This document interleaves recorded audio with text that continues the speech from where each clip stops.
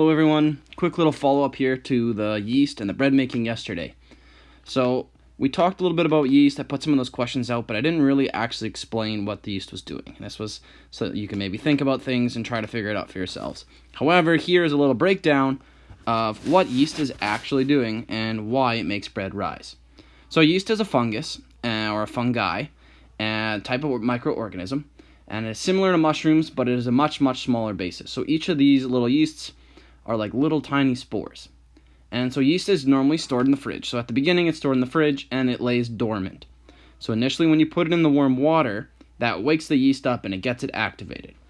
So then you stir it up a little bit too, and that also gets it activated, gives it more energy, helps it to wake up. At that point, now that it's awake and it's alive and it's ready to go, it's going to interact with the flour and it's going to eat it. So similar to us eating things or us consuming sugar, we break it down, we gain energy from it, and we release carbon dioxide.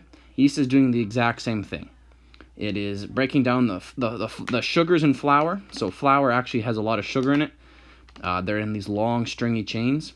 So actually, little tidbit, if you ever want to like suck on flour for a while, it would take a while, it's going to get gum in your mouth, but it would start to taste sweet because your saliva will break it down into sugars.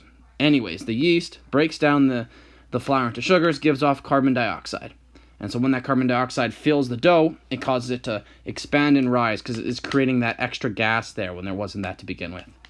And that is what causes it to fluff up and rise.